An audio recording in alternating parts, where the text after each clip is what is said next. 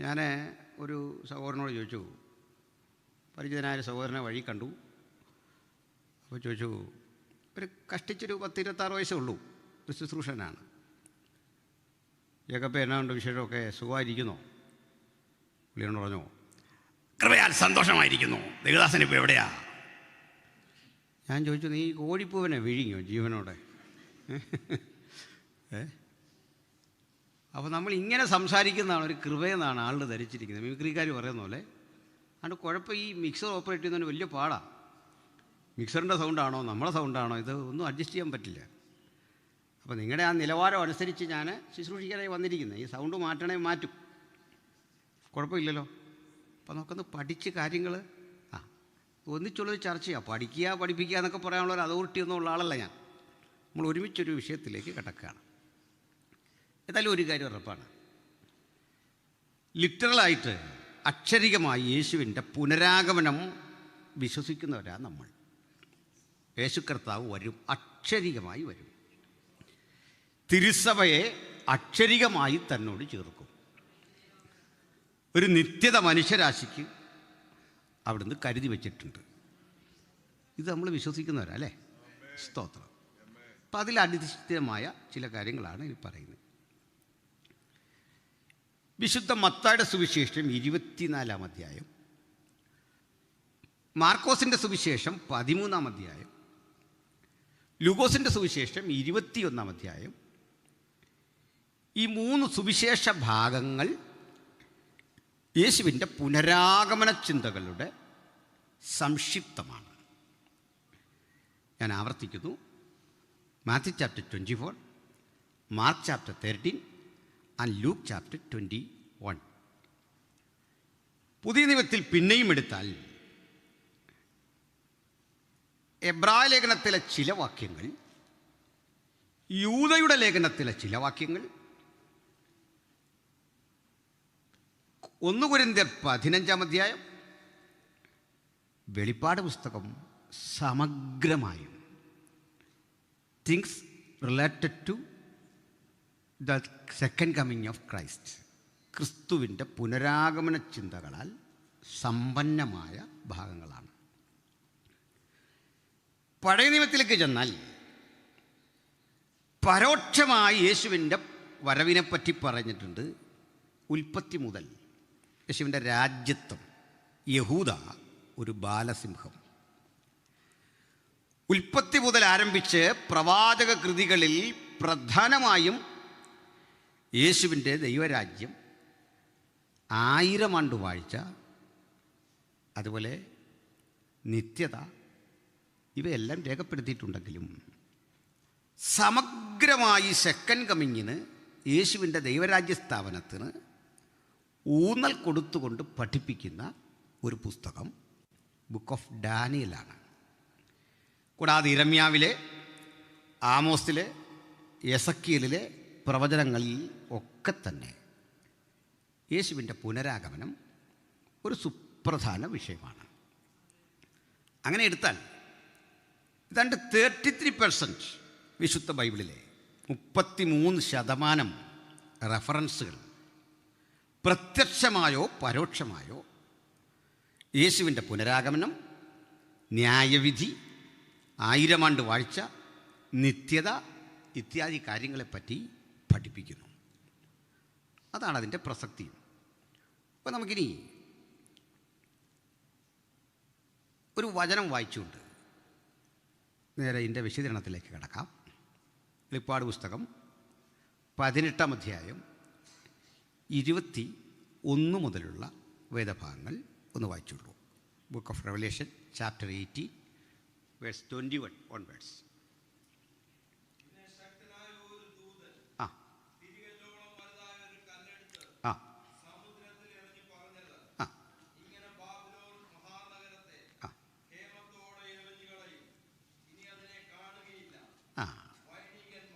അത് വിശദീകരിക്കാം.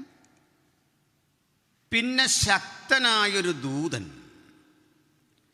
തിരികല്ലോളം വലുതായൊരു കല്ല്. പണ്ട് നമ്മുടെ നാട്ടിൽ ധാന്യം പൊടിക്കുന്ന ഒരു സംവിധാനമാണ് തിരികല്ല്.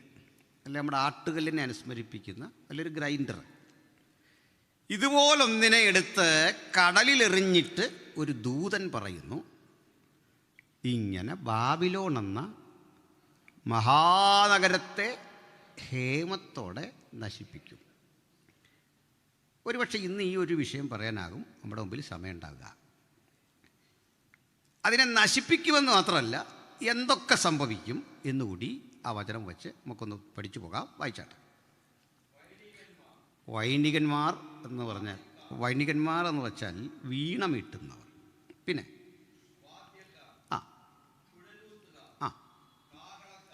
ഇത്രയും ചേർത്ത് പറയാം. ഈ മഹാനഗരത്തിൽ നിന്ന് സംഗീതവും കലയും മനുഷ്യൻ്റെ ഭൗതിക സന്തോഷത്തിന് ഉതകുന്ന പ്രചോദന നിബദ്ധങ്ങളായ എല്ലാ ഇടപാടുകളും നഷ്ടമാകും. വൈണികന്മാർ, വാദ്യക്കാർ, കുഴലൂത്തുകാർ, കാകളക്കാർ എന്നിവരുടെ സ്വരം ഇനി നിന്നിൽ കേൾക്കില്ല. പിന്നെ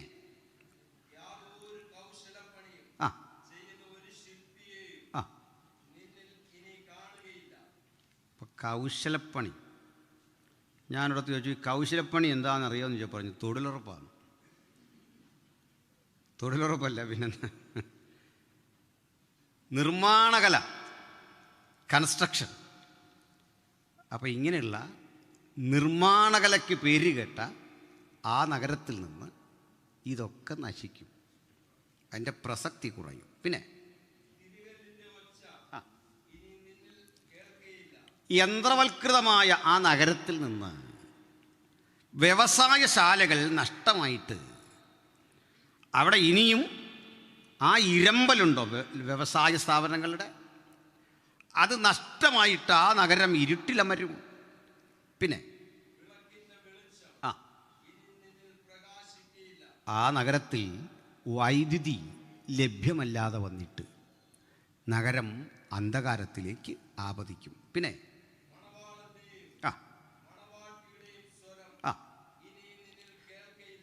ഈ നഗരത്തിൻ്റെ ഒരു പ്രധാനപ്പെട്ട സോഴ്സ് ഓഫ് ഇൻകം ടൂറിസമായിരുന്നു.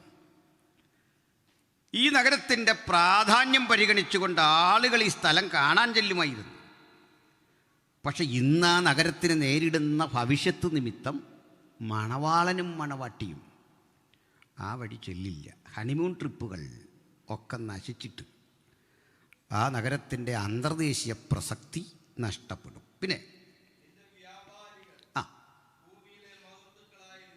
അല്ലയോ ബാബിലോണേ, ഈ മഹാനഗരത്തിൽ ചിലവിട്ട് മുതലിറക്കി സ്ഥാപനങ്ങൾ കെട്ടിപ്പൊക്കിയത് ഭൂമിയിലെ മഹത്തുക്കളായിരുന്നു. അവർക്ക് മാത്രം വ്യാപാരം ചെയ്യാൻ കഴിയുന്ന വിധത്തിൽ MNCകൾ, ഇതൊക്കെ നമ്മൾ പറയല്ലോ, മൾട്ടിനാഷണൽ കോർപ്പറേറ്റ്സുകൾക്ക് മാത്രം മുതൽ ചിലവഴിച്ച് നിർമ്മിച്ചെടുക്കാൻ കഴിയും വിധം ചേതോഹരമായ ആ നഗരം ഇനി ശ്രദ്ധയിൽപ്പെടാതെ പോകും. പിന്നെ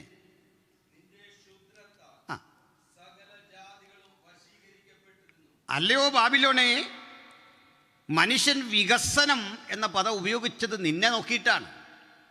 ഇൻഫ്രാസ്ട്രക്ചർ, ആ പദം നിന്നെ നോക്കിയാണ് ജനം ഉപയോഗിച്ചത്. ജനം സന്തോഷം, ആനന്ദം, നിർവൃതി ഇത്യാദി പദങ്ങളല്ല, നിന്നിലൂടെയാണ് അർത്ഥം കണ്ടെത്തിയത്. നിന്റെ ക്ഷുദ്രത്താൽ നീ ലോകത്തെ മുഴുവൻ വശീകരിച്ചിരുന്നു. മനുഷ്യനെ ആകർഷിക്കപ്പെടുന്ന 100 ഘടകങ്ങൾ അവിടെ ഉണ്ടായിരുന്നു. പക്ഷേ 1 മണിക്കൂർ കൊണ്ട് ഈ മഹാനഗരം നശിച്ചിട്ട് ഇത് അപ്രസക്തമായി തീരും. കാരണം പറയാ, വായിച്ചോളൂ.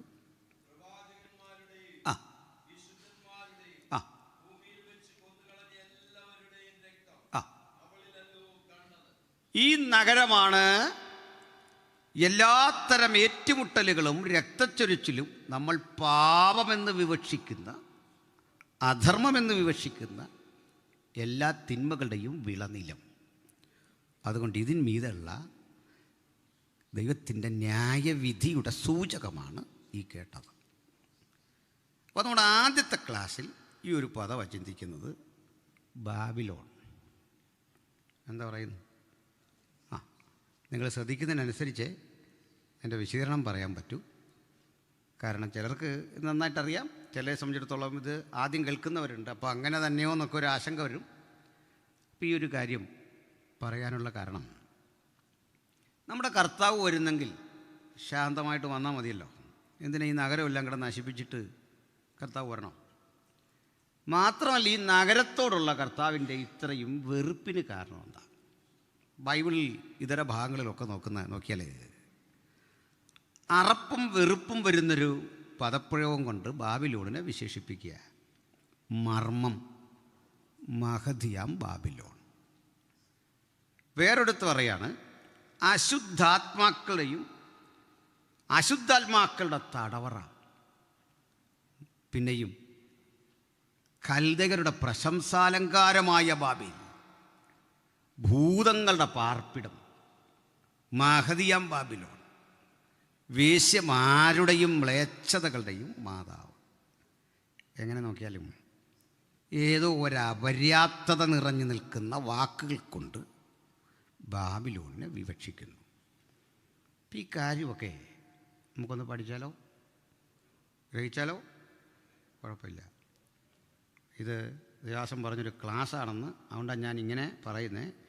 ഇത് പ്രസംഗമാകണമെങ്കിൽ നിങ്ങൾ ഉറങ്ങുന്നു എന്ന് കണ്ടാൽ ഇത് പ്രസംഗമായിപ്പോവും. മനസ്സിലായോ? അതിൻ്റെ പ്രസംഗമാക്കാൻ ഇത്രേ ഉള്ളൂ. ഈ വാക്കുകൾക്കകത്തൊരു വൈബ്രേഷൻ. പ്രിയമുള്ളവരേ, അങ്ങനെ പറയണോ? ശാന്തമായിട്ട് പറയാം അല്ലേ? അങ്ങനെയും കൂടെ ഒരു മാറ്റം വരട്ടെ. അപ്പോൾ ഇനി ഈ ബാബിലോൺ എന്നൊരു പദം നമുക്കൊന്ന് പഠിക്കണം. ബാബിൽ, ബാബിലോണിയ, ബാബിലോൺ എന്നിങ്ങനെ സിമിലറായ 3 പദങ്ങൾ നമ്മൾ ഈ രാജ്യത്തെ പറ്റി പറയുന്നുണ്ട്. അത് വലിയ ബുദ്ധിമുട്ടുള്ള കാര്യമല്ല. ബാബേൽ, ബാബിലോൺ, ബാബിലോണിയ, 3 പദങ്ങൾ. ഇതിലേതെങ്കിലും ഒരു പദം ഓർത്തിരിക്കുക. 3 ഓർത്താൽ ഏറ്റവും സന്തോഷം. ഈ 3 പദങ്ങൾക്കൊപ്പം ചരിത്രം അല്ലെങ്കിൽ ഹിസ്റ്റോറിയൻസ്, ചരിത്രകാരന്മാർ ഈ നഗരത്തെ വിളിച്ചൊരു പേരുണ്ട്, മെസപ്പൊട്ടേമിയ. മെസോപ്പൊട്ടേമിയ. ഇതേ നഗരത്തെ ബൈബിളിൻ്റെ പഴയ നിയമം വിളിച്ചൊരു പേരുണ്ട്, അത് ശിനാർ ദേശം എന്നാണ്. കുറേയേറെ പേരുകൾ പറഞ്ഞു. നിങ്ങളൊരു 3 പേര് കുറഞ്ഞ പക്ഷെ ഓർക്കണം: ശിനാർ ദേശം, മെസപ്പൊട്ടേമിയ, ബാബേൽ. ബൈബിളിൻ്റെ പഴയ നിയമത്തിൽ ശിനാർ ദേശമെന്ന്, ബൈബിളിൻ്റെ പുതിയ നിയമത്തിൽ മെസപ്പൊട്ടേമിയ എന്ന്, ബൈബിളിലും ഇടയ്ക്കിടയ്ക്ക് ബാബേലെന്നോ ബാബിലോണെന്നോ വിളിക്കുന്ന ഒരു നഗരരാഷ്ട്രം. നമുക്കിതിൻ്റെ വിശദീകരണം മെസപ്പൊട്ടേമിയ എന്ന പദത്തിൽ നിന്ന് ആരംഭിക്കണം. 2 ഗ്രീക്ക് ശബ്ദങ്ങളുടെ സമന്വയമാണ് മെസപ്പൊട്ടേമിയ. മെസോ അർത്ഥം ഇടയ്ക്കുള്ള സ്ഥലം, പൊട്ടേമിയ 2 നദികൾ എന്നാണ് അർത്ഥം. മെസോപ്പൊട്ടേമിയ മീൻസ് 2 നദികൾക്കിടയിലുള്ള സ്ഥലം. അതേതൊക്കെ ഇത് പറയാം. ഇന്നത്തെ റഷ്യയുടെ അതിർത്തി പ്രദേശത്ത് അർമീനിയയിലെ വാൻ തടാകത്തിൽ നിന്ന് ഒരു നദി ഉത്ഭവിക്കുന്നു.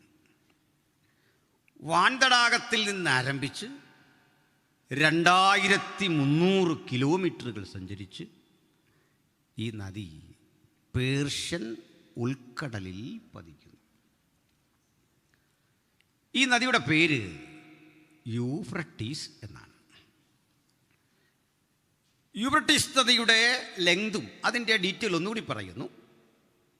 ഇന്നത്തെ റഷ്യയുടെ അതിർത്തി പ്രദേശത്ത് അർമീനിയയിലെ വാൻ തടാകത്തിൽ നിന്ന് ഉത്ഭവിച്ച് 2300 മൈൽ സഞ്ചരിച്ച്, കിലോമീറ്റർ സഞ്ചരിച്ച് ഈ നദി പേർഷ്യൻ ഗൾഫിൽ പതിക്കും. ഈ നദി കടലിൽ പതിക്കുന്ന അഴിമുഖത്തിന് 45 മൈൽ പിന്നിൽ വച്ച് മറ്റൊരു നദി അതോട് ചേരും. അതിൻ്റെ പേര് ടൈഗ്രീസ് എന്നാണ്.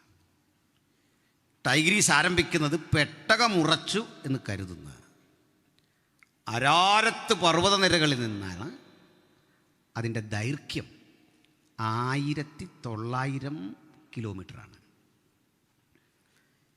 2 നദികളിൽ വലുത് യൂബ്രട്ടീസാണ്. അതുകൊണ്ട് ബൈബിൾ ഇതിനെ മഹാനദി എന്ന് വിളിച്ചു. മഹാനദി എന്ന് വിളിക്കുക മാത്രമല്ല, ഇസ്രായേലൈറ്റ്സിന് അതിർത്തി വിഭജിക്കുമ്പോൾ ഞാൻ നിനക്കും നിൻ്റെ സന്തതിക്കും മിസ്രയീമ്യരുടെ നദിയായ നൈൽ മുതൽ മഹാനദി വരെയുള്ള സ്ഥലം അവകാശഭൂമിയായി തന്നിരിക്കുന്നു. അപ്പം നീലനദി മുതൽ യൂബ്രട്ടീസ് വരെയാണ് ശരിക്കുള്ള അവരുടെ ലാൻഡ്. അപ്പോൾ ഇന്നത്തെ പാലസ്തീൻ വാദമൊക്കെ വരുമ്പോൾ അവിടെ ഇന്ന് കഷ്ടിച്ചൊരു 120 മൈലാണ് അവരുടെ പക്കലുള്ളത് ചുറ്റളവ്, ചെറിയൊരു സ്ഥലം.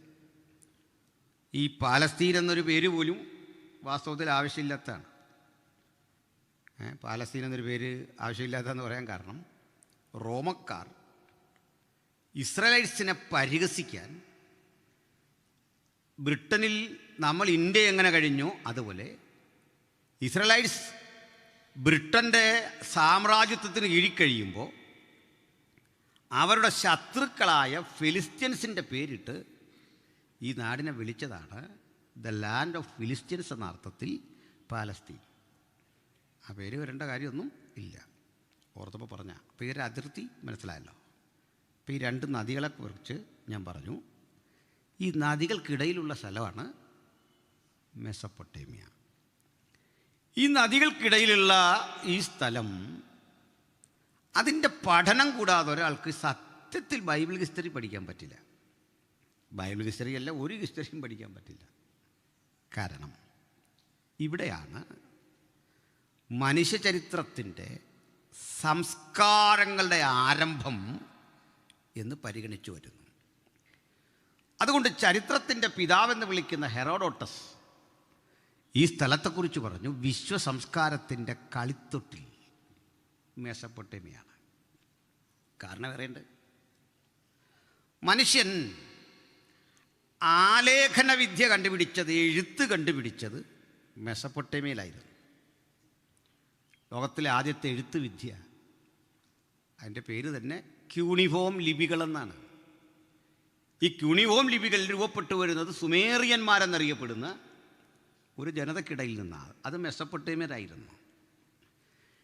എഴുത്തുവിദ്യ മാത്രമല്ല, എഴുത്തു ഫലകങ്ങൾ, കളിമണ്ണുകൾ കുഴച്ചു പരുവപ്പെടുത്തി അതിൽ വിജ്ഞാന ശകലങ്ങൾ എഴുതി ചൂളയിൽ ചുട്ടെടുത്ത് ബ്രിക്സുകളാക്കി അല്ലെങ്കിൽ ഓടുകളാക്കി ഫലകങ്ങളാക്കി സൂക്ഷിക്കുന്ന പതിവ് അവർക്കുണ്ടായിരുന്നു.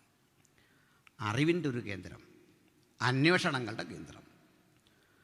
മനുഷ്യൻ ഇഷ്ടികയും പശമണ്ണും ചേർത്ത് മിക്സ് ഉണ്ടാക്കി ആ മിശ്രിതം കൊണ്ട് രമ്യകർമ്മങ്ങൾ പടുത്തുയർത്തിയ സ്ഥലം ഇതായിരുന്നു. സിസ്റ്റമാറ്റിക്കായി പണി കഴിപ്പിച്ച റോഡുകൾ, മൃഗങ്ങൾ കെട്ടിവലിക്കുന്ന വണ്ടികൾ, ഇതൊക്കെ കൊണ്ട് ലോക ചരിത്രത്തിൽ തന്നെ ഏറ്റവും പൗരാണികമായ നാഗരികത, ancient culture or civilization Mesopotamia ആയിരുന്നു. അപ്പോൾ നമുക്കിനി ഒത്തിരി അതേപ്പറ്റി പറഞ്ഞ് നിങ്ങൾ മുഷിയണ്ട.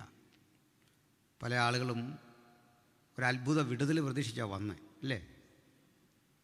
എന്തോ വലിയൊരു മിറക്കിളൊക്കെ പ്രതീക്ഷിച്ചാണ് വന്നത്. പക്ഷേ ഇത് ക്ലാസ്സായിപ്പോയി, അതുകൊണ്ടാണ്. ശ്രദ്ധിച്ചിരിക്കണം.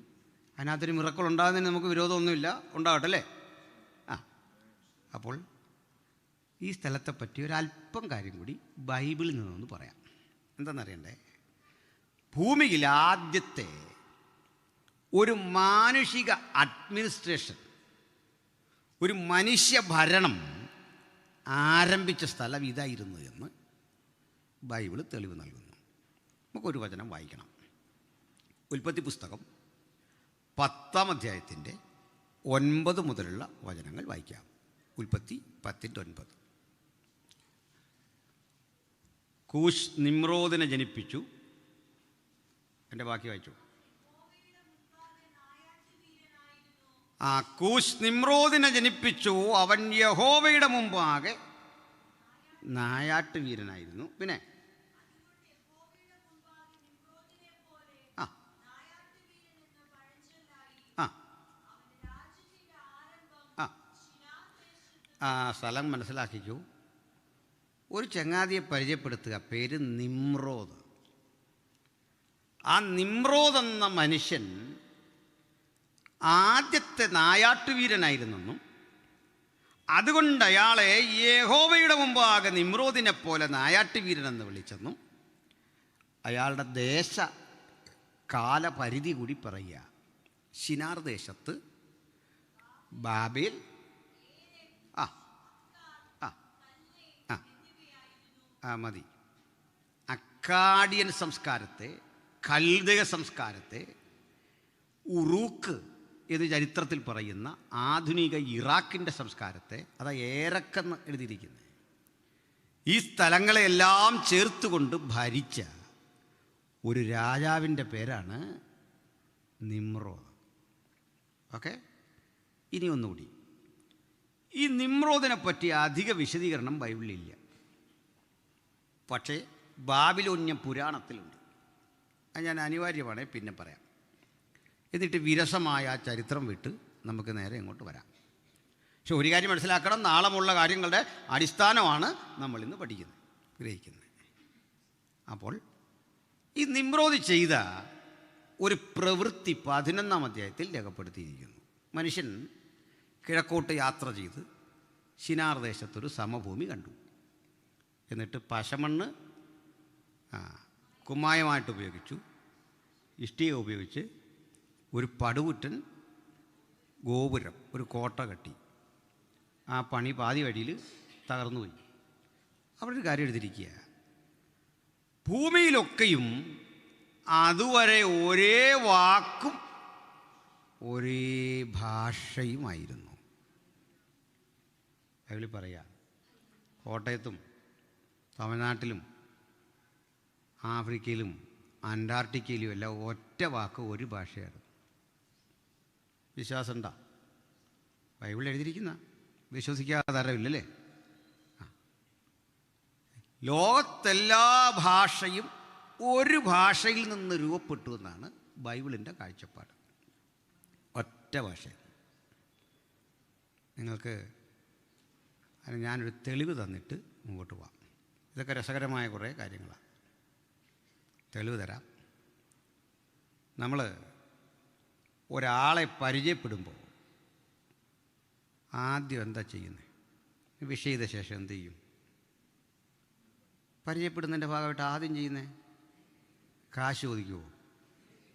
അതൊന്നും ആദ്യം കയറി ചോദിക്കല്ല, അബദ്ധമാണ്. ശരി, കഴിയട്ടെ. ആദ്യം എന്താ ചെയ്യുന്നത്? പേര്.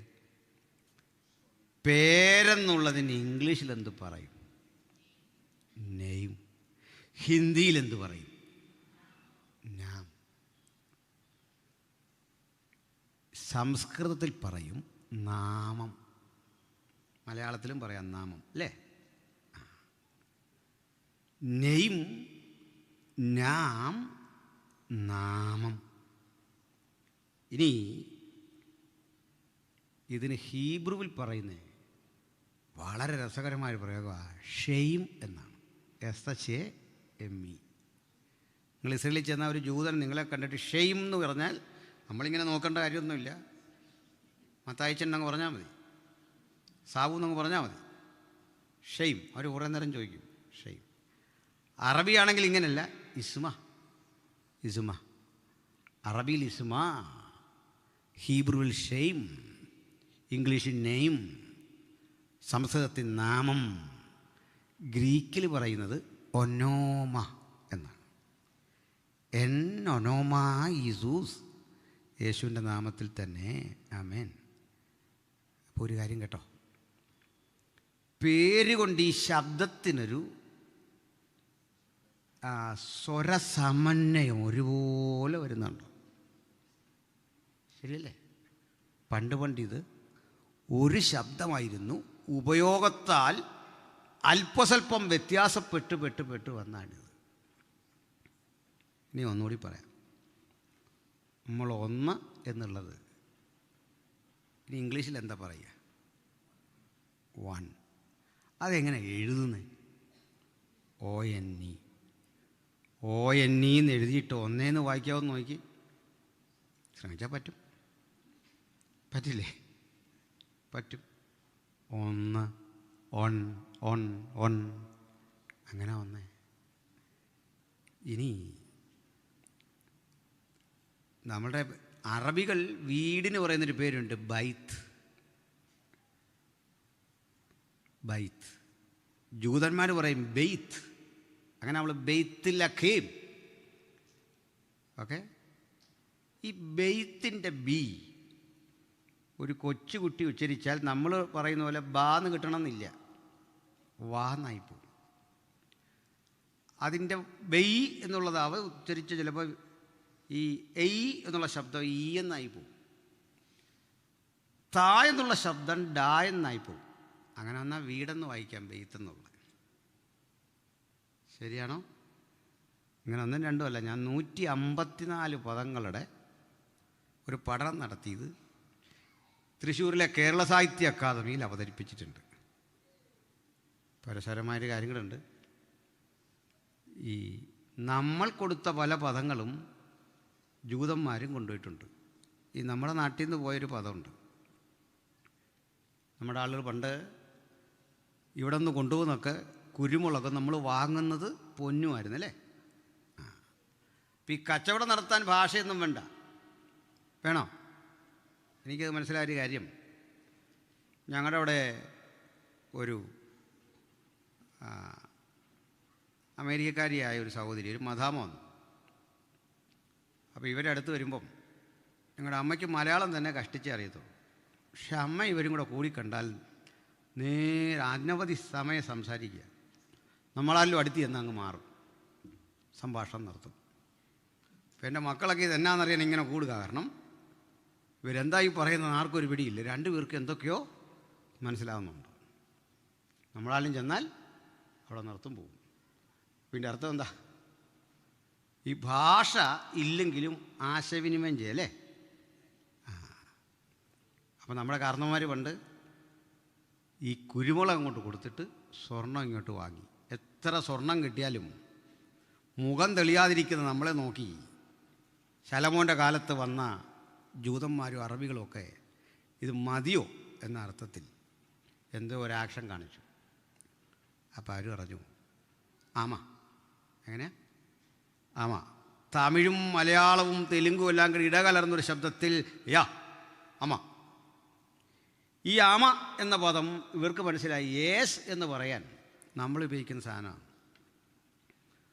പോയി അവരവരുടെ നാട്ടിൽ ചെന്ന് അവരും പറയാൻ തുടങ്ങി ആമ. ആ ആമ ശബ്ദത്തിൻ്റെ കൂടെ അരമായിക്കിലെ എൻ സഫിക്സായിട്ട് വന്നതാണ് ആമേൻ. ആമേൻ ആമേൻ ഞാൻ നിങ്ങളോട് പറയുന്നു എന്ന് കർത്താവ് പറഞ്ഞാൽ നമ്മളെ നാട്ടിൽ നിന്ന് പോയ സാധനം. നമ്മൾ അങ്ങോട്ട് ഭാഷ കൊടുത്തു, ഇങ്ങോട്ടെടുത്തു. എന്തിനാ ഇത്തരം പറഞ്ഞെന്ന് അറിയണ്ടേ? ബൈബിൾ പറയാ, അവൻ ഭൂതലത്തിലെങ്ങും കുടിയിരിക്കാൻ ഒരുത്തനിൽ നിന്ന് മനുഷ്യജാതിയൊക്കെ ഉളവാക്കി.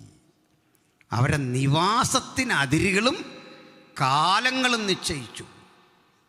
അപ്പം നമ്മളെല്ലാം മുഴുവൻ മനുഷ്യരാശിയും ഒരു ഭാഷയിൽ നിന്നാണ് സകല ഭാഷകളുടെയും പിറവിയെന്നും മനുഷ്യർക്കെല്ലാം പൊതു പൂർവികനുണ്ടെന്നും അർത്ഥശങ്കയ്ക്കിടയില്ലാതെ ഉലകത്തെ പഠിപ്പിച്ച കൃതിയാണ് വിശുദ്ധ ബൈബിൾ. എൻ്റെ മഹനീയത അതാണ്. സ്തോത്രം. ക്ഷമിക്കണം. നമ്മുടെ അവതാരകഥകളുടെ എല്ലാം ഒരു പ്രശ്നം, ഇത്രയും അധർമ്മം പെരുകിയിട്ടും ഒറ്റ അവതാരത്തിന് ഇന്ത്യയുടെ ഭൂപടം വിട്ട് പുറത്തോട്ട് പോകാൻ തോന്നിയില്ല. അവിടെ അധർമ്മമൊക്കെ ഉണ്ടല്ലേ? നമ്മളാ വരയ്ക്കുന്ന സാധനമില്ലേ, അതിൻ്റെ പുറത്ത് മനുഷ്യരും ഉണ്ട്, അവിടെ പ്രശ്നങ്ങളും ഉണ്ട്, അടിയുണ്ട്. പക്ഷെ അവതാരം ഈ കിളിത്തിട്ട് കളിക്കുന്നല്ലോ, അവിടെ നിന്ന് കറങ്ങുമായിരുന്നു, അതിന് പുറത്തോട്ട് ചാടിയില്ല. പിടിയിട്ടോ? മത്സ്യവും കൂർമ്മവും വരാഹവും ഒക്കെ ഇവിടെ കിടന്ന് കറങ്ങി. ഇന്ത്യ കൊണ്ട് കറങ്ങി, കിളിത്തിട്ട് കളി പോലായിരുന്നു. ഇതിനപ്പുറത്തോട്ട് ചാടാതെ സൂക്ഷിച്ച് ഇവിടെ തന്നെ നിന്ന് മറ്റ് രാജ്യങ്ങളിലെ മനുഷ്യരെങ്ങനെ ഉണ്ടായെന്നോ, അവൻ്റെ പ്രശ്നം എന്താണെന്നോ, അവൻ ആരാണെന്നോ, അവൻ്റെ മാതാപിതാക്കൾ ആരാണെന്നോ ഒറ്റ അവതാരവും ശ്രദ്ധിച്ചില്ല. അപ്പോഴാണ് ബൈബിൾ പറയുന്നത് ഭൂതലത്തിലെങ്ങും കുടിയിരിക്കാൻ അവൻ ഒരുത്തനിൽ നിന്ന് മനുഷ്യജാതി ഉളവാക്കി. അതെത്ര വലിയൊരു ചിന്തയാണ്, കാലത്തെ അതിജീവിക്കുന്ന ചിന്തയാണ്. പാപത്തെക്കുറിച്ച്, വീണ്ടെടുപ്പിനെക്കുറിച്ച്, മനുഷ്യ സൃഷ്ടിയെക്കുറിച്ച് ബൈബിളിന് ഒറ്റ കാഴ്ചപ്പാടേ ഉള്ളൂ, ഒറ്റ കാഴ്ചപ്പാട്. ഹല്ലേലൂയ. അപ്പോൾ അടുത്തേക്ക് പോവാം. അപ്പോൾ ഇതിൻ്റെ പാതി വഴിയിൽ വെച്ച് ഈ കെട്ടിടം പണി പാളി. മനുഷ്യൻ പല ഭാഷ ചിന്നിച്ചേറി പല വഴിക്ക് പോയി. ഇതിന് കാരണക്കാരൻ ഈ നിമ്രോദായിരുന്നു.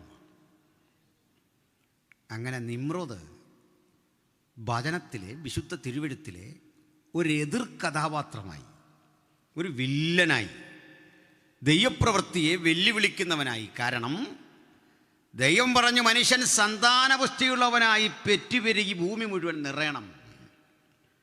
നിമ്രോദ് പറഞ്ഞു നമ്മൾ ചിതറരുത്, ഇവിടെ തന്നെ പാർക്കാൻ നമുക്കൊരു കോട്ട, നമുക്കൊരു പേര്.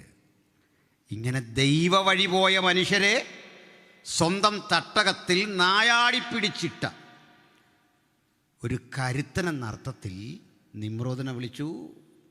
യഹോവയുടെ മുമ്പാകെ നിമ്രോദിനെ പോലെ നായാട്ടുവീരൻ.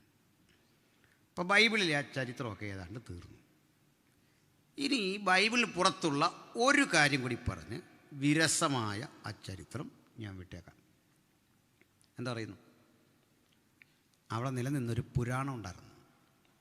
നമ്മുടെ രാമായണം, മഹാഭാരതം എന്നൊക്കെ പറഞ്ഞൊരു പുരാണം. ആ പുരാണത്തിൻ്റെ പേര് ഗിൽഗമേഷ് പുരാണം എന്നാണ്. ഒരു കിങ്ങിൻ്റെ പേരാണ് ഗിൽഗമേഷ്, എഴുതിയ ആളിൻ്റെ പേരാണ് ഗിൽഗമേഷ്. ഈ പുരാണത്തിൽ ഈ നിമ്രോദിനെ പറ്റിയുണ്ട്. നിമ്രോദ് ജനങ്ങളെ പഠിപ്പിച്ചു സൂര്യനാണ് ദൈവം. ഒരാൾ സൂര്യനെ വർഷിപ്പ് ചെയ്യുകയാണ് വേണ്ടത്.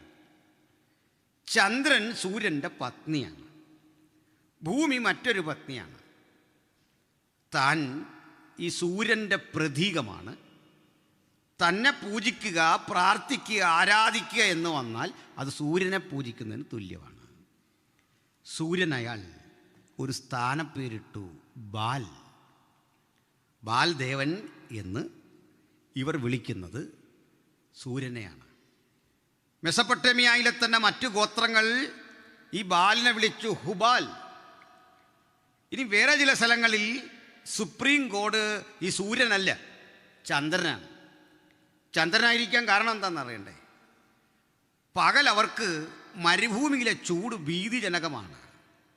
ആ കനത്ത ചൂടിൽ അവർക്ക് രാത്രിയാണ് പ്രതീക്ഷ. രാത്രി അവർക്ക് കുളിർമയുടെയും സുഖകരമായ നിദ്രയുടെയും ഒക്കെ സമയമാണ്.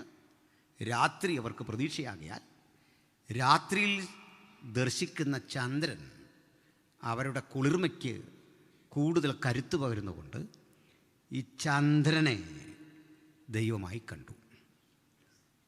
അങ്ങനെയാണ് അള്ളാ എന്ന് വിളിക്കുന്ന ഇസ്ലാമിക ദൈവസങ്കല്പം വാസ്തവത്തിൽ മൂൺ ഗോഡാണ്. ഓക്കെ അത് നമ്മുടെ ഇപ്പോൾ അത്യാവശ്യമുള്ളതല്ല. അപ്പം ഇതാണ് അവിടുത്തെ ഒരു പൊതുവായിട്ടുള്ള കാര്യം. കാലക്രമേണ ഈ നിമ്രോദ് കൊല്ലപ്പെടുകയും, നിമ്രോദിൻ്റെ ഭാര്യയുടെ പേര് ഞാൻ പറഞ്ഞില്ല, സെമിറാമിസ്.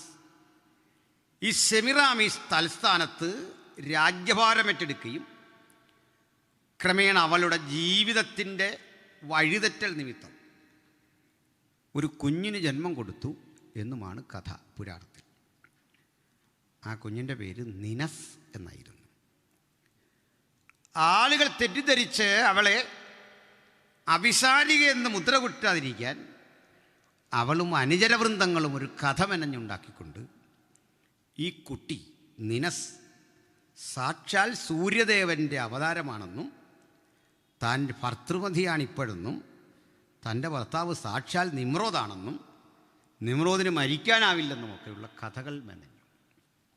അതുകൊണ്ട് നിമ്രോദും സെമിറാമിസും ഈ കുട്ടിയും ഒരുമിച്ചവരുടെ ആരാധ്യ വിഷയമായി മാറി. സർവോപരി ഇവരെല്ലാം സൂര്യ തേജസ്സിനാൽ, സൂര്യൻ എന്ന ബാൽദേവൻ്റെ അനുഗ്രഹത്താൽ രാജ്യം ഭരിക്കുന്നു എന്ന് തെളിയിക്കാൻ ഇവരുടെ ചിത്രങ്ങളിൽ, ശില്പങ്ങളിൽ, കളിമൺ ഫലകങ്ങളിൽ ഇവരുടെ മുഖത്തിനു ചുറ്റും സൂര്യൻ്റെ ആ തേജോവലയവും വരച്ചു വച്ചു.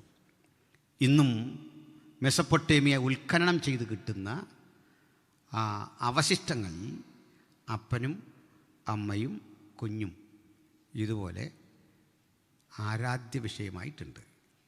ഞാനത് നീട്ടി പറയുന്നില്ല. ഒറ്റവാക്കിൽ പറഞ്ഞാൽ, നമ്മൾ തിരുക്കുടുംബം എന്ന പേരിൽ കണ്ടുവരുന്ന ആരാധനാ സങ്കല്പത്തെക്കുറിച്ച് പഠിക്കുമ്പോൾ അത് തീർച്ചയായും ബാബിലോന്യ മഡോണ എന്നവർ വിളിക്കുന്ന സെമിറാമിസും ബാൽദേവനും അല്ലെങ്കിൽ നിമ്രോദും നീനസ്സുമാണ്. വേറെ ഇത്രയും ചരിത്രം നമുക്ക് മനസ്സിലായി. നമ്മൾ ആവശ്യത്തിലധികം ഈ ചരിത്രം പറഞ്ഞു കഴിഞ്ഞു. ഇനി ഒട്ടും അവിടെ നിൽക്കണ്ട, വീട്ടിൽ പോയാലോ? അതിവേഗത്തിൽ പോവാണ്. പക്ഷെ അങ്ങനെ പോകാതിരിക്കാൻ ഒരു കാരണമുണ്ട്. നമ്മുടെ ഒരു അപ്പച്ചൻ അവിടെ ഉണ്ട്, ഒരു കാരണവരെ കളഞ്ഞിട്ട് വനക്കോ ഇല്ല. നമുക്ക് കൊണ്ടുപോകണം. ഈ നാട്ടിൽ ജീവിച്ചിരുന്ന ആ കാരണവരാരാണെന്ന് നിങ്ങൾക്കറിയാം. ആരാണ്? ധൈര്യമായിട്ട് പറഞ്ഞു. അബ്രഹാം. കണ്ടോ, കുറേ പേര് പഠിച്ചു. അബ്രഹാം ജീവിച്ചിരുന്ന ഊർ പട്ടണം ഇവിടെയായിരുന്നു. ഊരിലെ പ്രതാപശാലിയായ ഒരു ധനാഢ്യൻ്റെ പേരാണ് അബ്രഹാമിനെ ദൈവം വിളിച്ചു. നമ്മുടെ മുഖ്യമന്ത്രി 10-60 പോലീസുമൊക്കെ ആയിട്ട് പോകുമ്പോൾ നമ്മൾ എന്തെല്ലാം പറയുന്നു. പക്ഷേ ഇങ്ങേരുടെ കൂടെ 318 അഭ്യാസികളാണ് ഭാവിച്ച. ആർക്കും ഒരു പരാതിയില്ലല്ലേ? പോട്ടെ. അപ്പോൾ 318 അഭ്യാസികൾ, ഇത്രയും സമ്പത്ത് ഒക്കെ ഉള്ള ഊരിലെ ഒരു കോടീശ്വരൻ. പക്ഷെ ഒരു ദിവസം ഒരു ദൈവശബ്ദം കേട്ടു. അബ്രഹാമേ, ഞാൻ നിന്നെ കാണിപ്പാനിരിക്കുന്ന, നമ്മളിലാണെങ്കിൽ പറഞ്ഞാൽ ആദ്യം അതൊന്ന് കാണിക്കും. അതല്ല അതിൻ്റെ ഒരു മര്യാദ അല്ലേ? നാളെ ഞാൻ നിന്നെ കാണിക്കാനിരിക്കുന്ന ദേശത്തേക്ക് പോകാമെന്ന് പറഞ്ഞാൽ ആദ്യം എന്ത് ചെയ്യണം? ഇതൊന്ന് കാണണ്ടേ? എന്നാലും അബ്രഹാം ആ ശബ്ദം കേട്ടപ്പോൾ തൻ്റെ പിന്നിലുള്ളതൊക്കെ ത്യജിച്ചിറങ്ങാൻ തക്ക കരുത്തുള്ളതായിരുന്നു വചനം. അതേ വചനം കൊണ്ടാണ് നമ്മളെയും വിളിച്ചിറക്കിയത്. എത്ര സന്തോഷമാണ്! അബ്രഹാമിനെ വിളിക്കാൻ വേണ്ടി ചിലവഴിച്ച അതേ മൂലധനം ചിലവഴിച്ച് സാധുക്കളായ നമ്മളെയും തമ്പുരാൻ വിളിച്ചു എന്ന് പറയുമ്പോൾ ആ വിളിയുടെ മാറ്റും പവിത്രതയും ശ്രേഷ്ഠതയും എത്ര വലുതാണ്. ഇനിയാണ് ഈ യാത്രയിൽ അബ്രഹാം 10 രാജാക്കന്മാരുടെ എതിരിട്ടു. 10 പേരുമായിട്ട് ഏറ്റുമുട്ടി. ഉൽപ്പത്തി ഒരു 12 മുതൽ ഈ കഥകളാണ്, ഈ സംഭവങ്ങളാണ്. 13-14 വരുമ്പോൾ ആ യാത്രയിൽ സൊദോം രാജാവിനെ അബ്രഹാം സഹായിച്ചു. ഒരു യുദ്ധത്തിൽ ഒരു അലയൻസ് ഉണ്ടായി. ചൈന, പാകിസ്ഥാൻ എന്നൊക്കെ പറഞ്ഞ പോലെ. ഇതെല്ലാം പറയുമ്പോൾ എനിക്ക് ചൈനയോട് വലിയ മതിപ്പ് തോന്നിയിരുന്ന ആളാണ്. യഥാർത്ഥത്തിൽ നമ്മുടെ സ്നേഹിതൻ ചൈനയാണെന്നാണ് കഴിഞ്ഞ ദിവസങ്ങളിൽ മനസ്സിലായത്. മറ്റൊരു കാര്യം കൂടെ മനസ്സിലായി. നമ്മുടെയൊക്കെ വീടുകളിൽ ചില സഹോദരന്മാർ ഈ പഴയ സാധനമൊക്കെ എടുക്കാൻ വരുമായിരുന്നു. ഞാൻ എൻ്റെ പഴയ കേബിൾ ടി വി ആ ഡിഷാൻറ്റിനെയൊക്കെ കൊടുത്തു. പിന്നെ മനസ്സിലായി ഇതെല്ലാം ചൈനയിൽ ചെന്നിട്ട് അവരിത് പാകിസ്ഥാന് കൊടുക്കുക, ആയുധമാണെന്നും പറഞ്ഞു. ഇതാ ഇത്രയും വില കൊടുത്ത് നമ്മളോടൊക്കെ മേടിച്ചുകൊണ്ട് പോയി. എന്ത് ചെയ്തു? നമ്മൾ വിറ്റ ഡിഷാൻറ്റിനെയും ഇതെല്ലാം വെച്ചിട്ട് ആ പാവങ്ങളോട് പറഞ്ഞു ഇത് പ്രതിരോധമാണ്. ഇതും വെച്ചോണ്ടാണ് നമ്മളെ നേരിട്ടല്ലേ എന്ന് പറഞ്ഞൊരു അലയൻസ്. അങ്ങനെ സോദോൻ രാജാവ് ജയിച്ചു. അപ്പോൾ സോദോൻ രാജാവ് ഈ കൊള്ള മുതലിൽ ചിലത് അബ്രഹാമിന് കൊടുത്തു. അപ്പോൾ അബ്രഹാം പറഞ്ഞു, എൻ്റെ കൂടെ വന്ന സൈനികർ, നീ അവരുടെ ഫുഡുമൊക്കെ നോക്കിയല്ലോ, എന്തൊക്കെയല്ലേ അവർക്ക് കൊടുത്തല്ലോ, മതി. എന്നിട്ട് ഒന്നുകൂടെ പറഞ്ഞു, അങ്ങനെ നീ തന്നിട്ട് അബ്രഹാം അനുഗ്രഹിക്കപ്പെട്ടു എന്ന് പറയാതിരിക്കാൻ നീ തരുന്ന ഒന്നും, അവസാനം പറയാം, ചെരുപ്പ് വാറ് പോലും, ഷൂ കെട്ടുന്ന ലേസ് പോലും വേണ്ട. എന്തൊരു നിശ്ചയദാർഢ്യം അല്ലേ? വേണ്ട, ഒന്നും വേണ്ട.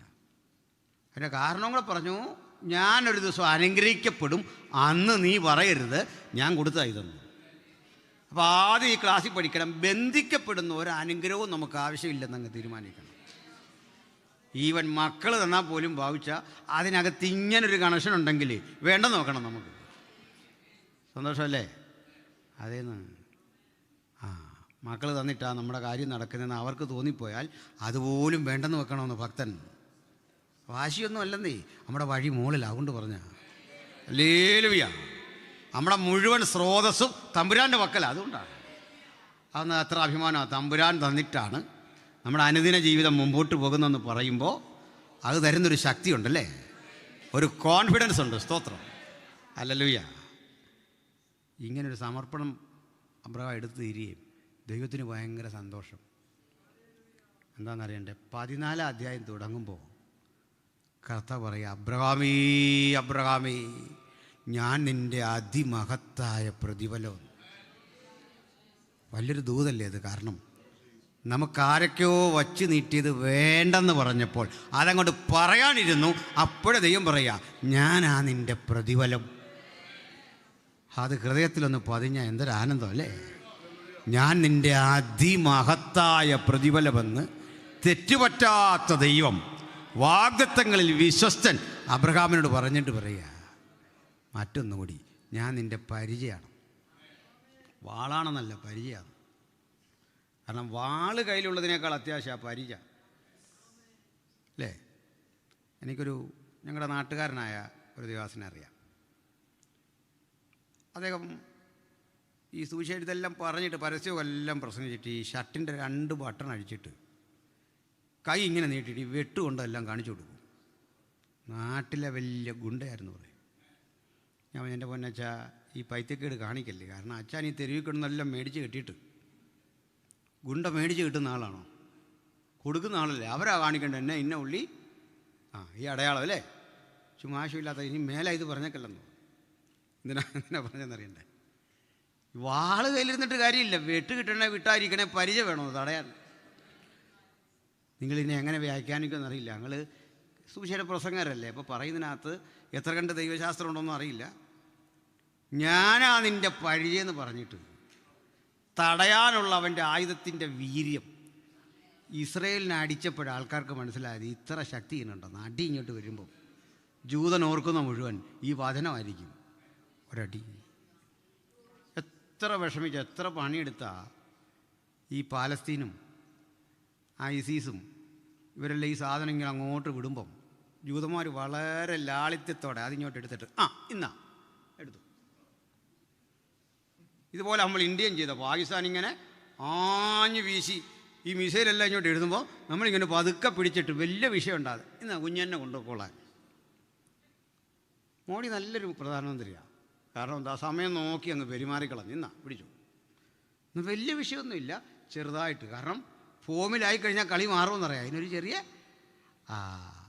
ദൈവം പരിചയമായപ്പോൾ അവിടെ നുണർന്നെഴുന്നേറ്റവരുടെ ചരിത്രം പഠിക്കണം.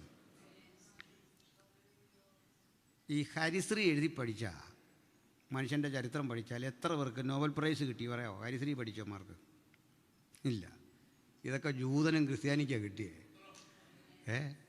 ജൂതനും ക്രിസ്ത്യാനിക്ക് ഏറ്റവും അധികം കിട്ടിയെന്ന് അതിൻ്റെ കാരണം അവൻ പഠിച്ചല്ല ഈ പുസ്തകമാണ്.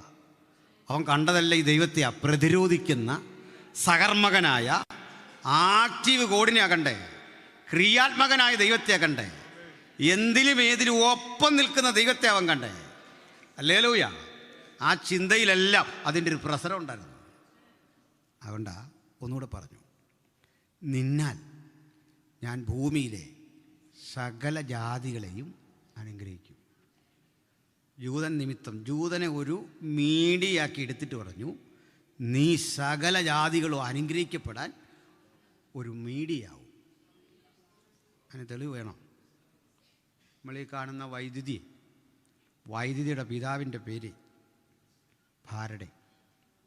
അങ്ങനെ യഹൂദനാണ്. ഇനി സിഗ്മണ്ട് ഫ്രോയിഡ് ഒരു ജൂതനാണ്. റഷ്യയിലെ അറിയപ്പെടുന്ന സയൻറ്റിസ്റ്റുകളൊക്കെ പഠിക്കുക, അവരൊക്കെ ജൂത പശ്ചാത്തലമുള്ള. മാർസ് ജൂതനാണ്. നമ്മളൊന്ന് പഠിച്ച് ഐസക് ന്യൂട്ടൺ ജൂതനല്ല, പക്ഷേ അബ്രഹാമിൻ്റെ മകനാണ് ഈ ജെനിസ് പറഞ്ഞു വരുമ്പോൾ, ഐൻസ്റ്റീനും.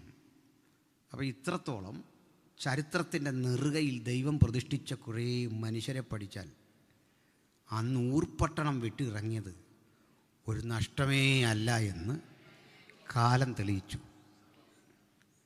50, 100, 70, 80 കൊല്ലം മുമ്പേ ഫിലദൽഫിയ എന്ന് പറയുന്നൊരു ദൈവസഭ ഇവിടെ രൂപപ്പെട്ടു വരുമ്പോൾ ഇറങ്ങിത്തിരിച്ച കുറേ മനുഷ്യരുടെ ത്യാഗത്തിൻ്റെ ചങ്കുറപ്പിലാണ് നമ്മൾ ഈ ചവിട്ടി നിൽക്കുന്നത്. കുറേ ത്യാഗികളുടെ ഇറങ്ങിയപ്പോൾ അവർ ഒറ്റയ്ക്കാ. ഇന്നൊരു വാഗ്ദത്തം അബ്രഹാമിന് കൊടുത്ത പോലെ നമുക്കൊന്ന് സമ്മതിച്ചു കൊടുക്കാം. അവർക്ക് കൊടുത്ത വാഗ്ദത്തത്തിൻ്റെ ആനുകൂല്യം പറ്റിയാണ് നമ്മളിവിടെ നിൽക്കുന്നത്. നമ്മുടെ തലമുറയ്ക്ക് വേണ്ടി ഇനിയും ആ വാഗ്ദത്തങ്ങളെ സംഘടിപ്പിക്കുന്നതാകണം ഓരോ പ്രാർത്ഥനയും. അപ്പോൾ ഈ യാത്രയിൽ അബ്രഹാം 10 രാജാക്കന്മാരെ തോൽപ്പിച്ചു. അബ്രഹാം ആപ്പാടെ ആവശ്യപ്പെട്ടത് ഞാനും ആടുമാടും കന്നുകാലിയൊക്കെ ഇതിൽ നിന്ന് പോക്കോട്ടെ. ആരും വിടുകയില്ല, രക്ഷയില്ല, ഇല്ലേ പോകാൻ നോക്കുകയില്ല. മര്യാദയ്ക്ക് പറഞ്ഞു നോക്കി രക്ഷയില്ല. 10 രാജാക്കന്മാരെയും രാജാവല്ലാത്ത അബ്രഹാം നിശേഷം തോൽപ്പിച്ച് വാഗ്ദത്ത ഭൂമിയായ ഷാലോമിലെത്തി. മനസ്സിലായോ? ഇപ്പം എന്താ വിട്ടിട്ട് വാഗ്ദത്തം നമ്മുടെ കൂടെ ഉണ്ടെങ്കിൽ 10 അല്ല 10,000 പേര് വഴി തടഞ്ഞാലും നമ്മൾ എത്തേണ്ടടുത്തെത്തും. ഈ ശുഭാപ്തി വിശ്വാസം നമ്മുടെ എല്ലാ ഹൃദയത്തിൽ കിടക്കട്ടെ. നമ്മോട് തന്നെ നമുക്ക് പറയാം, ഞാൻ ഇതുവരെ എത്തേണ്ടടുത്ത് എത്തിയില്ല, ഞാൻ എത്താൻ പാകത്തിന് ഇനിയും എന്നെ അയക്കാൻ തമ്പുരാൻ്റെ പക്കൽ ഇനിയും വാഗ്ദത്തം ബാക്കി നിൽക്കുന്നു. ഞാൻ ഇതുവരെ അനുഭവിച്ചതല്ല അനുഗ്രഹം, എന്നെ കാത്തിരിക്കുന്നു ശുഭകരമായ വാഗ്ദത്തം. അതിന് പ്രായം തടസ്സമല്ലെന്നേ, പണം തടസ്സമല്ലെന്നേ, ഓർമ്മക്കുറവ് തടസ്സമല്ലെന്നേ. ദൈവം ഉപയോഗിക്കാൻ ഒരുമ്പെട്ടാൽ ആർക്കും തടയാനാവില്ല. ആർക്കതിനെ ചോദിക്കുന്നത് ഞാൻ പ്രവർത്തിക്കും, ആരത് തടയും? മറിച്ചൊരു വെല്ലുവിളിയുടെ ശബ്ദം കേൾക്കാൻ കാതുകൂർപ്പിച്ച് നമ്മുടെ കർത്താവ് ഇന്നും ഇരിക്കുക, ഞാൻ പ്രവർത്തിക്കും, ആരത് തടയും? ആർക്കും തടയാനാവാത്ത വിധം നമ്മെ ഉപയോഗിക്കുന്നൊരു ദൈവം അബ്രഹാമിൽ കൊടുത്ത നിറവിൻ്റെ പരിണിത ഫലമായി അബ്രഹാം ഷാലോം എന്ന സ്ഥലത്തെത്തി. ആ ഷാലോമിനെ നമ്മൾ അറിയുന്ന പേരാ ഊർ ഷാലോം. അത് ഉച്ചരിക്കാൻ ഷായിപ്പിന് വിഷമായിരുന്നുകൊണ്ട് അങ്ങേര് പറഞ്ഞു ജെറുസലേം. പിടികിട്ടിയോ? കാര്യം ഇവന് ഇത്രയും മിടുക്കനാണെങ്കിലും ചില സാധനമൊന്നും അവന് വഴങ്ങുകയല്ല. സായിപ്പ് ഇന്ന് വരെ ഴ എന്നൊരക്ഷരം പറഞ്ഞ് നമ്മൾ കേട്ടിട്ടുണ്ടോ? അവൻ അതിൻ്റെ കൃപ ഇതുവരെ കിട്ടിയിട്ടില്ല. നമ്മൾ പറഞ്ഞാലേ ഒക്കുള്ളൂ അല്ലേ? നമ്മൾ ഈ ബേദലഹേം എന്നൊക്കെ പറയും, വാസ്തവത്തിൽ ഉച്ചാരണം തെറ്റ ബെയ്ത്ത് ലഖേം ഇതാണ് പറയണ്ടേ. അവനത് വഴങ്ങാത്തതുകൊണ്ട് അവൻ എഴുതി വെച്ചു ബേദലഹേം. നമ്മൾ പറഞ്ഞത് എങ്ങനെ? ബേദലഹേം. ബദേലല്ല ശരി, ബെയ്ത്ത് എൽ, അതാ ശരി പ്രയോഗം. അപ്പോൾ ഇവരെത്തിയ സ്ഥലം എവിടാ? ഊർ ഷാലോം. ഊർ അർത്ഥം പട്ടണം, ഷാലോം അർത്ഥം സമാധാനം. അന്ന് അവിടെ ഒരു രാജാവ് മാത്രമല്ല, ആള് ഒരു പുരോഹിതനും കൂടിയാണ്. ആരാ? മൽക്കീസദേക്ക്. ദൈവം എക്കാലഘട്ടത്തിലും ജൂതന് പുറത്ത്, ആ സംസ്കാരത്തിന് പുറത്ത് കുറേ അഭിഷിക്തരെ ഇങ്ങനെ വച്ചിട്ടുണ്ട്. മിദ്യാനിലെ പുരോഹിതൻ എന്ന് പറയല്ലോ, അത് വേറെ കത്തോലിക്ക പുരോഹിതനൊന്നും അല്ല, ഓർത്തഡോക്സ് ഒന്നും അല്ല, ദൈവമനുഷ്യൻ തന്നെയാണ്. ബിലയാമും ഇങ്ങനെ ഒരു ശേഷിപ്പിനെ ദൈവം എവിടേക്കോ ഇങ്ങനെ ആക്കിയിട്ടിട്ടുണ്ട്. അത് പിടിതരത്തില്ല ദൈവം നമുക്കിപ്പോൾ ഇതാളാരാന്ന്. പൂർണ്ണ അർത്ഥത്തിൽ നമുക്ക് മൽക്കീസദേക്കിനെ വഴങ്ങത്തില്ല. അത് തൽക്കാലം അവിടെ നിൽക്കട്ടെ. അപ്പം മൽക്കീസദേക്ക് അബ്രഹാമിനെ അനുഗ്രഹിച്ചു. എന്നിട്ട് ഈ അബ്രഹാം മൽക്കീസദേക്കിന് ദശാംശം കൊടുത്തുന്നു. ഇത് വെച്ച എബ്രാലേഖന കർത്താവ് ഒരു കാര്യം പൂരിപ്പിച്ചു. അബ്രഹാം ദശാംശം കൊടുക്കുമ്പോൾ ലേവി അബ്രഹാമിൽ ഉണ്ടായിരുന്നത് കൊണ്ട് ലേവി കൂടി മൽക്കീസദേക്കിന് ദശാംശം കൊടുത്തെങ്കിൽ ദശാംശം വാങ്ങുന്നവൻ കൊടുക്കുന്നതിനേക്കാൾ അത് വിശ്വാസി ഇതുവരെ അംഗീകരിച്ചിട്ടില്ല. അതാ ഞങ്ങളുടെ എല്ലാം പ്രശ്നം, എൻ്റെയും പാസ്റ്ററൊക്കെ. ആവശ്യം മനസ്സിലായില്ല? ചോദിച്ചാൽ മനസ്സിലായോ? ദശാംശം കൊടുക്കുന്നവൻ അല്ല മേടിക്കുന്നവൻ ദശാംശം കൊടുക്കുന്നതിനേക്കാൾ വലിയവനാണ്. വിശ്വാസിക്ക് തരാൻ മനസ്സിലായിട്ടില്ല. പോട്ടെ, വിട്ടേക്കാം, ഈഗോ നമുക്കിടെ വേണ്ടല്ലേ. തമാശയ്ക്ക് പറഞ്ഞ അതിനങ്ങനെ എടുക്കാവുള്ളൂ കേട്ടോ. അപ്പോൾ ഈ അവിടുന്ന് ഈ ലാൻഡ് കിട്ടി, സന്തോഷമായി അല്ലേ. ഇനി ഞാൻ അല്പം വേഗത്തിൽ പോവാം, വായിച്ച് സഹായിക്കണം. നമുക്ക് മത്തായിയുടെ സുവിശേഷം 1-ാം അധ്യായത്തിൻ്റെ 17-ാം വാക്യം വായിക്കാം. മത്തായി 1:17. somebody read.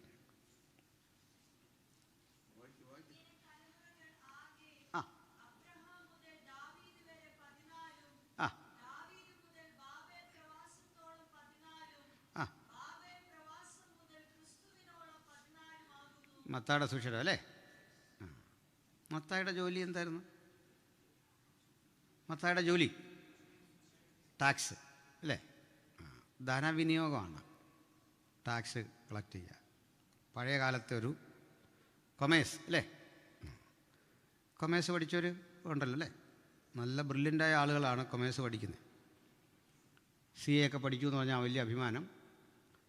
വേറൊരു കാര്യം, ഈ ഒരു സബ്ജക്റ്റിന് മാത്രം പുതിയ അപ്ഡേഷൻ ഇല്ല. പഴയ കൊമേഴ്സാണ് ഇപ്പോഴും പഠിക്കുന്നത് അല്ലേ.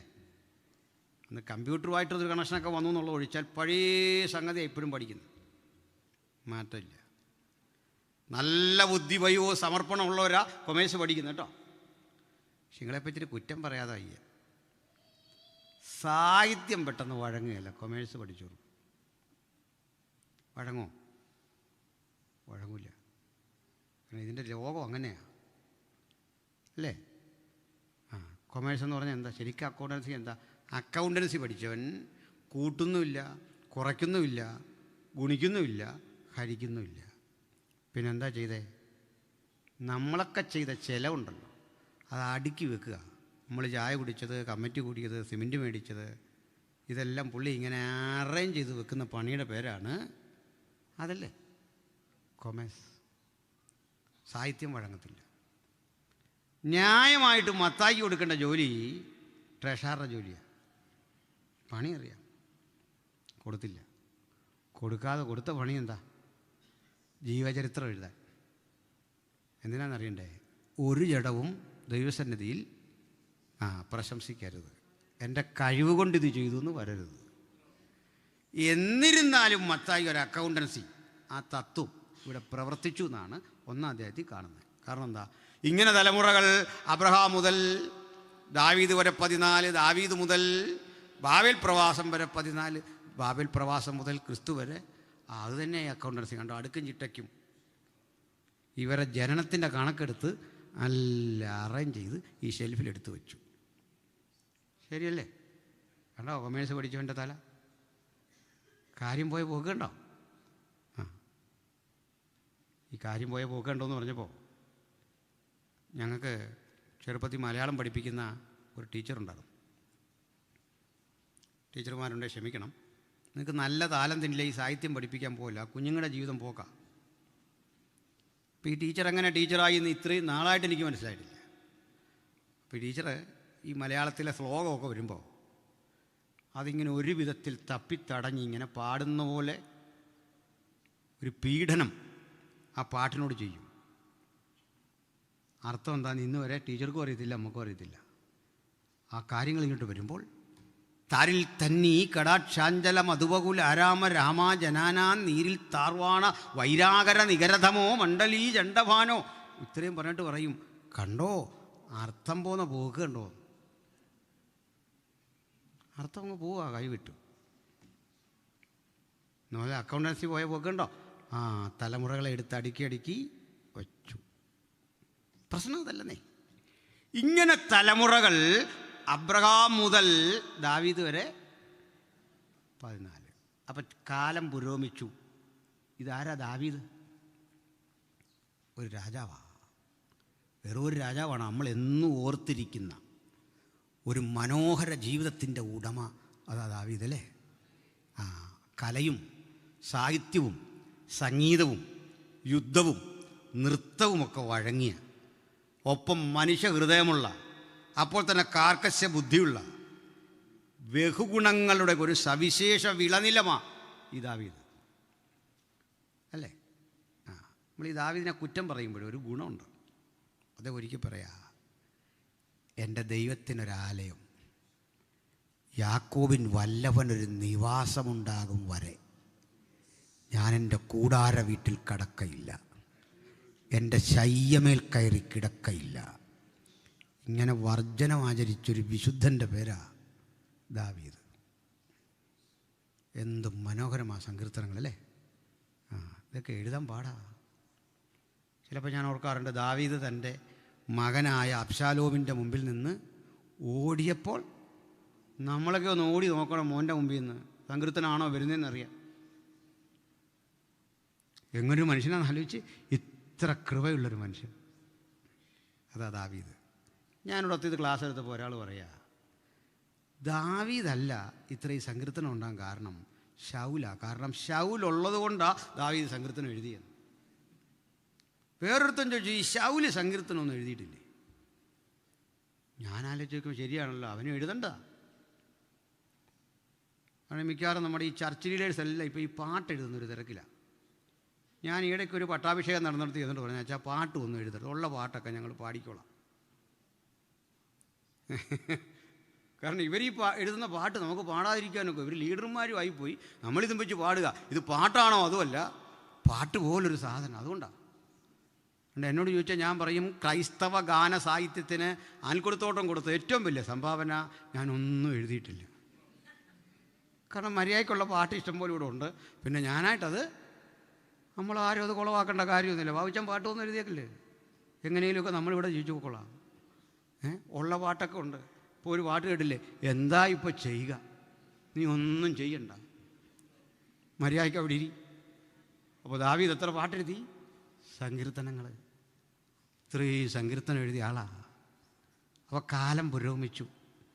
ഇറങ്ങിത്തിരിച്ച നാളിലേ ഇങ്ങനൊരു രാജാവ് നിന്ന് സത്യപ്രതിജ്ഞ ചെയ്യുമെന്നൊന്നും പ്രതീക്ഷയില്ലാത്ത ഘട്ടത്തിൽ ഇറങ്ങിയ വല്യപ്പന് ഇങ്ങനൊരു കൊച്ചുമോനെ ദൈവം കൊടുത്തെങ്കിൽ ഒരു വലിയ വിശ്വാസം നമ്മളിലെല്ലാം അങ്കുരിക്കട്ടെ. കർത്താവ് പറഞ്ഞു, നിന്നിൽ നിന്ന് രാജാക്കന്മാരും എനിക്കുത്ഭവിച്ചു വരും. പ്രൈസലോ. ഇനി അടുത്ത വാക്യം എങ്ങനെ? അബ്രഹാം മുതൽ ദാവീദ് വരെ 14. അപ്പം ചരിത്രത്തിന് പുരോഗതി ഉണ്ടല്ലേ. ഒരു സാധാരണ മനുഷ്യനെ തുടങ്ങി രാജാവിലെത്തി. പിന്നെ അവിടുന്ന് ഇപ്പോൾ വായിച്ചതിൻ്റെ അർത്ഥം എന്താ? ഇപ്പോഴെന്താ നമ്മൾ വായിച്ച് നിർത്തിയെന്ന അർത്ഥം? അബ്രഹാം എവിടുന്നാ തുടങ്ങിയേ? ഊരിൽ നിന്ന്. ഊരെവിടെ? ബാബിലോൺ. ബാബിലോണിൽ നിന്ന് യാത്ര തിരിച്ചതിൻ്റെ 14-ാം തലമുറയിൽ ദാവീദ്. ദാവീദിൽ നിന്നൊരു 14-ാം തലമുറ നേരെ റിവേഴ്സ് ഓർഡറിൽ എവിടെ ചെന്നു? ബാബേലിൽ. അപകടം മനസ്സിലായോ? സംഗതി ഓടിയിട്ടോ? തിരിച്ചു ചെന്നു. അപ്പം ചരിത്രം താഴേക്ക് താഴേക്ക് അതപ്പതിച്ചു. ഇതാണ് ഈ വാക്യത്തിലെ അപകടം. 28 തലമുറയ്ക്കപ്പുറത്ത് അപ്പൻ 10 രാജാക്കന്മാരുടെ മീതെ ജയോത്സവം കൊണ്ടാടി പിടിച്ചെടുത്ത വിരുദ്, ജയം 28-ാം തലമുറയിലെ കൊച്ചുമക്കൾ നശിപ്പിച്ച അടിയറവ് പറഞ്ഞ് പഴയ തട്ടകത്തിൽ ചെന്നു വിട്ടു. അബ്രഹാം വിഗ്രഹാരാധനയുടെ മടിത്തട്ടായ നാനാർ എന്ന ചന്ദ്രദേവതയ്ക്ക് പ്രതിഷ്ഠിച്ച ഊർപ്പട്ടണം വിട്ട് ജയോത്സവത്തോട് ഇറങ്ങിത്തിരിച്ച് ദൈവശില്പിയായി നിർമ്മിച്ചതും അടിസ്ഥാനമുള്ളതുമായ നഗരത്തെ കൺപാർത്ത് യാത്ര തിരിച്ചു പോയ വഴിയിൽ ദാവീദ് എന്നൊരു രാജാവ്, അദ്ദേഹത്തിൻ്റെ മകനായ സോളമൻ മനോഹരമായ ദേവാലയം, അതിബൃഹത്തായ നിരവധി ദൈവിക പദ്ധതികൾ, ആ കൂടെ ദൈവജനത്തിന് വേണ്ട ആലോചനകൾ, മോശയിലൂടെ കിട്ടിയ ന്യായപ്രമാണം, ഇതെല്ലാം കൈപ്പറ്റിയൊരു ജനത തോറ്റു തുന്നം പാടി. ദേവാലയം നഷ്ടപ്പെട്ട്, പൗരോഹിത്യം നഷ്ടപ്പെട്ട്, ഏഹോദ് നശിച്ച്, ദേവാലയം തകർന്നടിഞ്ഞ്, പ്രമാണങ്ങൾ അന്യമായി, ബാബിലോണിൽ തിരിച്ചു ചെന്നു. ഇപ്പം മനസ്സിലായോ മർമ്മം? കാര്യം മനസ്സിലായല്ലോ. അപകടം. ആ കൂടെ പോയവരുടെ പേരാ ശദ്രക്ക്, മേശക്ക്, അബേദ്നെഗോ, ദാനിയേൽ, നമ്മുടെ പ്രവാചകനായ എസക്കിയേൽ ഒക്കെ ഉണ്ട്. അവരവിടെ ചെന്നു. നമുക്ക് ഇനി എളുപ്പമാണ് ബാക്കി കാര്യം. ഞാൻ പറഞ്ഞു ഇന്നത്തെ ദിവസം ഈ ബാബിലോൺ മാത്രമാണ് നമ്മുടെ ചർച്ചയ്ക്ക് ആധാരം. ഇത്രയും ചരിത്രം ഏകദേശം ഒന്ന് മനസ്സിലായോ? അതിൻ്റെ ആ സ്ട്രക്ചർ മനസ്സിലായോ? ഇനിയുള്ള ഈ ഭാഗമൊക്കെ വായിച്ചാൽ കാര്യം മനസ്സിലാവും. എന്നാൽ ഇത് നെറ്റിലൂടെ കിട്ടുമെന്നാണ് എൻ്റെ പ്രതീക്ഷ. യൂട്യൂബിലൊക്കെ കാണും, നോക്കിയാൽ അനാശനം മനസ്സിലാവും. നമുക്കതൊന്ന് ഉപസംഹരിക്കാം. ഇനി പറയേണ്ടത്, ഇവിടെ വന്ന ഈ കുട്ടികളെ രാജാവ് തൻ്റെ ഇംഗിതത്തിന് വഴക്കിയെടുത്ത് തൻ്റെ രാജ്യസേവയ്ക്ക് ഉതകും വിധത്തിൽ അവൻ്റെ ലക്ഷ്യങ്ങളെ മുഴുവൻ മാറ്റിമറിച്ച് ബാബിലോന്യനാക്കി തീർക്കാൻ ശ്രമിച്ചു. പക്ഷേ ഈ മക്കൾ അപകടം തിരിച്ചറിഞ്ഞ് അതിനെ ചെറുത്തു. ദാനിയേൽ 1-ാം അധ്യായത്തിലേക്ക് കടക്കുമ്പോൾ അവരുടെ പേര് മാറ്റി. 2-ാം അധ്യായത്തിലേക്ക് കടക്കുമ്പോൾ അവരുടെ ഭക്ഷണ രീതി മാറ്റി. 3-ാം അധ്യായത്തിലേക്ക് കടക്കുമ്പോൾ ആരാധന രീതി മാറ്റി. ആദ്യത്തെ വോട്ടെന്ന് വെച്ചു. എന്താ വോട്ടെന്ന് നോക്കാൻ കാരണം? ഇപ്പോൾ പേരല്ലേ, എന്തേലും ഇട്ട് വിളിച്ചോട്ടെ എന്ന് വെച്ചു. നമുക്കെല്ലാം ഓരോ പേരുണ്ട്. അത് നമുക്ക് വിളിക്കാനുള്ളല്ലോ, അല്ലല്ലോ, മറ്റുള്ളവന് വിളിക്കാനുള്ളതല്ലേ. അപ്പോൾ എന്തേലും വിളിച്ചാൽ മതി, പോരെ? അത് കറക്റ്റ് പാലിക്കുന്നത് നമ്മുടെ സഹോദരിമാരാ. എന്തോന്നാ വിളിക്കുക? ശേ, ദേ, കേട്ടോ. അവർക്കത് കറക്റ്റ് അറിയാം. ഇപ്പം ഇന്നെ വിളിക്കണമെന്നില്ലല്ലോ, അല്ലേ? പോട്ടെ. പറഞ്ഞു വന്നത്, ഈ കുഞ്ഞുങ്ങളുടെ പേര് ഉച്ചരിക്കാനുള്ള പ്രയാസം കൊണ്ട് മാറ്റുക എന്നാണ് പറഞ്ഞത്. അപ്പോൾ അവരെ പറഞ്ഞിട്ട് കാര്യമില്ല. നമ്മുടെ സെമിനാറിലെങ്ങാണ്ട് പഠിക്കുന്ന 2 പിള്ളേർ, കോട്ടയത്താണോ എവിടെയാണെന്നറിയില്ല, നമ്മുടെ സെമിനാറിലെങ്ങാണ്ട് പഠിക്കുന്ന 2 നമ്മുടെ വടക്കിൻ്റെയിലെ എന്താ പറയുക, നോർത്ത് ഈസ്റ്റ് കുട്ടികൾ മെഡിക്കൽ കോളേജിലെങ്ങാണ്ട് മരുന്ന് മേടിക്കാൻ ചെന്നിട്ട് അവനോട് പേര് ചോദിച്ചപ്പോൾ ജിൻ ജാൻ ലിയോൻ എന്ന് പറഞ്ഞു. അങ്ങനെ അവരുടെ പേര്. കൗണ്ടറിലിരുന്നവൻ പറയുക രാജു എന്ന് എഴുതുമെന്നു. ഇവിടെ നേരമില്ല പോയി മരുന്ന് മേടിച്ചുകൊണ്ട് പോകാൻ. കാരണം ഈ പേര് വഴങ്ങത്തില്ല. അതുകൊണ്ടാ. പിടികിട്ടിയോ? കാര്യത്തിൻ്റെ ഗതിയോട് മനസ്സിലായോ? പിള്ളേരുടെ പേരെങ്ങനെ? ബിയാക്ക്, തുളുങ്ങ്, അങ്ങനെയൊക്കെ അല്ലേ ഒന്ന് പഠിക്കുന്ന നോർത്ത് ഈസ്റ്റ് പിള്ളേരുടെ പേര്. അത് ഇവിടെ നിന്ന് എഴുതിയാൽ തീരുകയില്ല. അപ്പോൾ ശദ്രക്ക്, മേശക്ക്, അബേദ്നെഗോ എന്നൊക്കെ പേര് മാറ്റിയിടാൻ കാരണം എന്താ? ഇവരേതെങ്കിലും പേരിട്ടാ? ദൈവങ്ങളുടെ പേരിട്ടു. അങ്ങനെയാ. അപ്പോൾ അവരത് പോട്ടെന്ന് വെച്ചു. 2-ാം അധ്യായത്തിൽ ഭക്ഷണം, ആര് പറഞ്ഞു ഭക്ഷണം വേണ്ട? ഭക്ഷണം വേണ്ടെന്നല്ല, ഈ ഭക്ഷണം വേണ്ട. 3-ാം അധ്യായത്തിൽ പറഞ്ഞു നമുക്കൊരു അഡ്ജസ്റ്റ്മെൻറ്റ്, ഒരു ആരാധന, അതും നിരസിച്ചു. ആട്ടെ, നമുക്ക് സന്തോഷമുണ്ടോ ഇങ്ങനെ? നമ്മളാണെങ്കിലും നിരസിക്കും. ഇതൊക്കെ നിരസിക്കും. എന്നാൽ ഞാൻ അവരനുഭവിച്ച ആ സുഖസൗകര്യങ്ങൾ ഒരു വാക്കിലൊന്ന് പറഞ്ഞിട്ട് ഇന്നത്തെ ക്ലോസ് ചെയ്യുക. എന്നിട്ട് തീരുമാനിക്കണം രാജാവ് കൊടുത്ത ഭക്ഷണം വേണോ വേണ്ട എന്നൊക്കെ നമുക്ക് എന്നിട്ട് തീരുമാനിക്കണം. എന്താ പറയുന്നു? കൊച്ചുമോളെ ശ്രദ്ധിക്കുന്നുണ്ടോ? ഭക്ഷണത്തിൻ്റെ കാര്യം അങ്കിൾ പറയുന്നത്. ഇവിടെ ഇങ്ങോട്ട് അവിടെ അവർ ഗംഭീര പരിപാടിയാണല്ലോ. ഇത് അവർ കഴിച്ച ഭക്ഷണത്തിൻ്റെ കണക്ക് പറയുക. നിങ്ങൾ ശ്രദ്ധിച്ചിരി. ഞാൻ ഇവരോട് ഇത് പറയാൻ കാരണം, നമ്മൾ ബൈബിൾ എത്ര പഠിച്ചാലും ഈ 5 അപ്പം കൊണ്ട് എത്ര പുരുഷന്മാർക്കാ? 5000 പുരുഷന്മാർക്ക്. സ്ത്രീകളുടെ കണക്കുണ്ടോ അവിടെ? എന്താ ഇല്ലാത്ത? ഇത്രേ ഉള്ളൂ. കണക്കില്ലാതാ ചിലപ്പോൾ സ്ത്രീകൾ കഴിക്കുന്നത്. അത് പിന്നെ ബൈബിളിൽ എഴുതി നിങ്ങളെ പരിഹസിക്കണ്ടല്ലോ എന്നോർത്ത്. അതൊക്കെ ഒരു ദൈവത്തിൻ്റെ കൃപയാണ്. അതാദ്യം മനസ്സിലാക്കുക. നമ്മൾ ഈ കൃപ എന്നൊക്കെ പറയുമ്പോഴേ അതൊക്കെ എഴുതി വെച്ച് പോയിരുന്നെങ്കിൽ ലേഡി സമാജം വല്ലതും നടക്കുമോ? പിന്നെ ഇല്ല. പോട്ടെ. രണ്ട് മക്കളും ഇങ്ങോട്ട് ശ്രദ്ധിക്കുക. അങ്ങളൊരു കഥ പറയുക, ശ്രദ്ധിക്കുക. അപ്പോഴേ ഈ ശദ്രക്ക്, മേശക്ക്, അബേദ്നെഗോമാർ അല്ലെങ്കിൽ മഹാനായ നെബൂഖദ്നേസർ ഇവരെ വേട്ടയാടി പിടിച്ച് ഇവരുടെ ദേവാലയം കൊള്ളയടിച്ച് അതിനെ മുച്ചൂടും നശിപ്പിച്ച് കൈകാലുകളിൽ ചങ്ങല കെട്ടി ചാട്ട കൊണ്ടടിച്ച് ബാബിലോൺ എന്ന സ്ഥലത്ത് കൊണ്ടിടുമ്പോൾ ഇനി ഒരിക്കലും മടങ്ങിപ്പോയി വാഗ്ദത്ത ദേശം പുനർനിർമ്മിക്കാതിരിക്കാൻ എല്ലാ പദ്ധതികളും ചെയ്തു വച്ച് അവർക്കാകർഷണീയമായ സംവിധാനങ്ങൾ ഈ രാജ്യത്തൊരുക്കി. അത് ഞാൻ പറയാം. മഹാരാജാവായ നെബൂഖദ്നേസർ നാളുകൾക്ക് മുമ്പ് തനിക്കൊരു തലസ്ഥാന നഗരി പണി കഴിപ്പിച്ചു. ഈ തലസ്ഥാന നഗരിയുടെ നീളം 14.5 മൈൽ ആയിരുന്നു. അതിൻ്റെ വീതിയും 14.5 മൈലായിരുന്നു. 14.5 മൈൽ നീളത്തിൽ 14.5 മൈൽ വീതിയിൽ യൂഫ്രട്ടീസ് എന്ന മഹാനദിക്ക് അക്കരയും ഇക്കരയുമായി പണി കഴിപ്പിച്ച ഒരു മനോഹര പട്ടണം. ഇനി പറയുന്ന കണക്ക് ചിലപ്പോൾ അതിശയോക്തി വരാം, എങ്കിലും ഏതാണ്ടൊക്കെ ശരിയാണ്. ഈ 60 മൈൽ ചുറ്റളവിൽ 14 മൈൽ നീളം 14 മൈൽ നീളത്തിൽ വീതിയിൽ വരുന്ന ഈ നഗരത്തിന് ചുറ്റും 84 അടി കനത്തിൽ 100 അടി ഉയരം വരുന്ന പടുകുറ്റൻ കോട്ട കെട്ടി രാജാവ് ഉറപ്പിച്ചു. ഈ കോട്ടയ്ക്ക് മുകളിൽ കൂടി 2 വീതം കുതിരകളെ കെട്ടിയ 6 രഥങ്ങൾക്ക് സമാന്തരമായി സഞ്ചരിക്കാൻ കഴിയും വിധം ഹൈവേ പോലെ വിസ്തൃതി. ഇതിനകത്തേക്ക് കടക്കാൻ 100 വാതിലുകൾ. ഈ 100 വാതിൽ കൂടാതെ ഒരു പ്രധാന പ്രവേശന കവാടം, അത് താമ്രപാളികൾ നിരത്തി സ്ക്രൂ ചെയ്ത് ഇരുമ്പോടാമ്പൽ ചെലുത്തി സ്പ്രിങ് ഘടിപ്പിച്ച പ്രത്യേകതരം താമ്രവാതിൽ. ഈ താമ്രവാതിൽ എപ്പോഴും തുറക്കില്ല.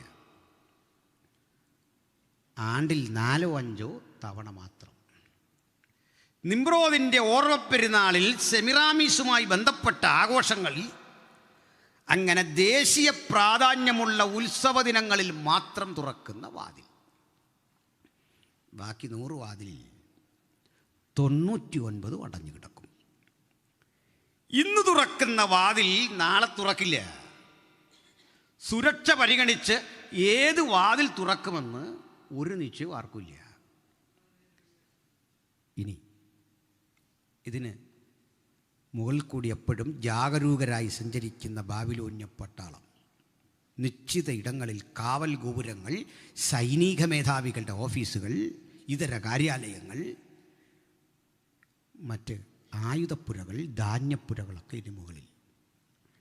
ചുരുക്കി പറഞ്ഞാൽ നമുക്കിതിനകത്തേക്ക് കടക്കാൻ, വാതിലൂടെ കടക്കാനുള്ള വൈഷമ്യം മനസ്സിലായോ? പക്ഷേ ഇവിടെ വരെ വന്ന സ്ഥിതിക്ക് കടന്നല്ല പറ്റൂ. പേടിക്കേണ്ട, നമ്മളിതിനകത്ത് കടക്കും. അതിനൊറ്റ കാരണമേ ഉള്ളൂ, നമ്മൾ ദൈവമക്കളായതല്ല, നമ്മൾ മലയാളികളാണ്. കടക്കാതിരിക്കാൻ ഒക്കുമോ?